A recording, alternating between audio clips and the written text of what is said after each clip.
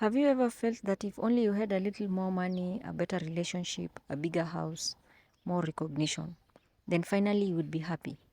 I used to think exactly the same way. I believed life was a great puzzle with missing pieces, and every day became a search for success, a search for validation, a search for something outside myself. But then I encountered a quote that completely changed the way I see reality. A quote from the ancient Chinese sage, Lao Tzu. When you realize nothing is lacking, the whole world belongs to you. At first, it sounded beautiful, but also confusing. How can nothing be lacking when you have bills to pay, dreams to achieve, goals that are still unfinished? The deeper I explored this idea through philosophy, psychology, spirituality, and even modern physics, the more I realized that this statement contains one of the greatest secrets ever discovered. Today, I want to share that journey with you. And by the end of this episode, you may never look at your life the same way again. Imagine a fish swimming through the ocean. One day it asks another fish, "Where is this thing called water?" The second fish laughs. You're surrounded by it. The first fish keeps searching, day after day, year after year, never realizing it's already immersed in it. Human beings often do the same thing. We search for peace while standing inside peace. We search for love while we're being surrounded by people who care. We search for worth while we already possess inherent value. Unconscious mind creates an illusion. It whispers, something is missing. And once we believe that voice, we enter an endless cycle of chasing a bigger goal, a bigger achievement, a bigger reward.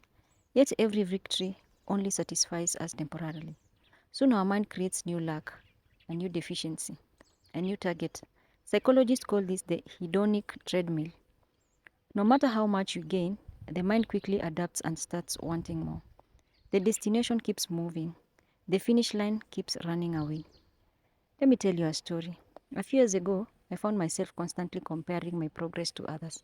Someone had a bigger platform, someone earned more money, someone seemed happier, someone appeared more successful. And every comparison quietly told me, "You're behind." Have you ever felt the same? One day I stopped and asked myself a strange question.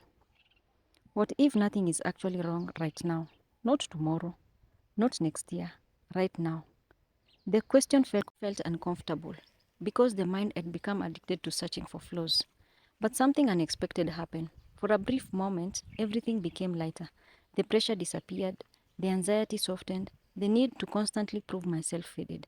And I realized something profound. Growth is wonderful, ambition is wonderful, but suffering begins when we believe our worth depends on achieving them. Many people misunderstand this quote. Lao Tzu is not saying, stop growing. He's not saying, stop improving. He's not saying, never pursue goals. Instead, he's pointing towards a different starting point. Most people pursue success from scarcity. A wise person pursues success from allness. There's a huge difference. Scarcity says, I need this to become enough. Allness says, I'm enough, therefore I can create freely. One creates fear, the other creates freedom. One creates desperation, the other creates inspiration. And people can feel the difference.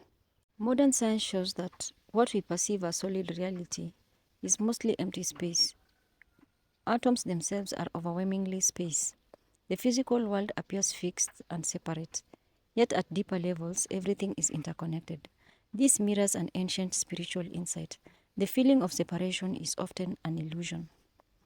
When we believe we are disconnected from life, we feel lack.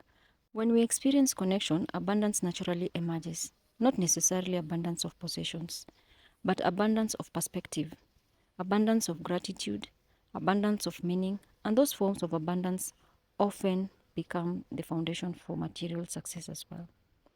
Most people never realize that their unconscious mind is running the ancient programs inherited from childhood, society, culture, and past experiences.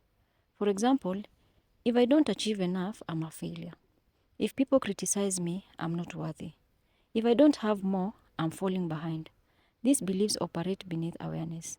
They become the lens through which we view life, and eventually we mistake them for reality. This is exactly what Kalyang meant when he said, until you make the unconscious conscious, it will direct your life and you will call it fate. So how do we make the unconscious conscious? Let me share 3 practical exercises. Exercise 1, catch the lack thought. For one day, observe every thought that begins with I need. Write them down. I need more money. I need more recognition. I need people to approve of me. At night, review the list. Ask yourself, is this necessary for my worth? You'll be surprised how many unconscious beliefs reveal themselves. Exercise 2, the already complete practice. Every morning, ask yourself, if nothing were missing right now, how would I act today? Would you smile more, take more risks, speak more confidently, show more gratitude, then act as that version of yourself, not tomorrow, today. Exercise 3, gratitude beyond possession. Most gratitude practices focus on things.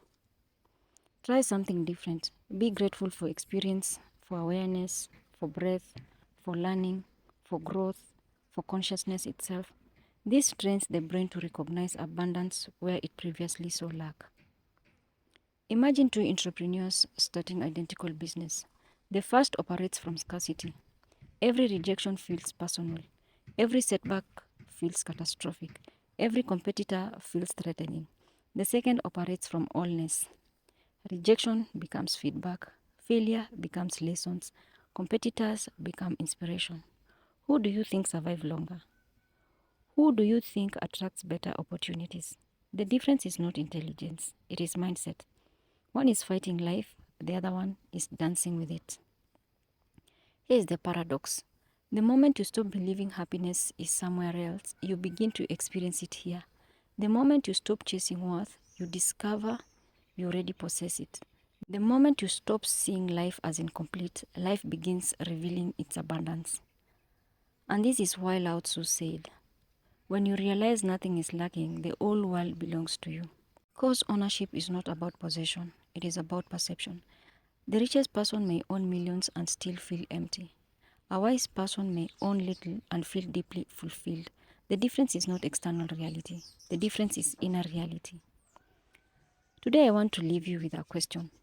What if the thing you've been searching for has been searching for you? What if the peace is not something to achieve?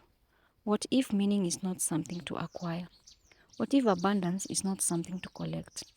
What if they are already present beneath the noise? Take a moment today. Stop, breathe, look around. Notice what is already there. Notice what is already working. Notice what is already beautiful. Because the greatest transformation does not happen when life changes. It happens when perception changes. And once perception changes, the entire world changes with it. Remember, you are not lacking. You are learning. You are growing. You are unfolding.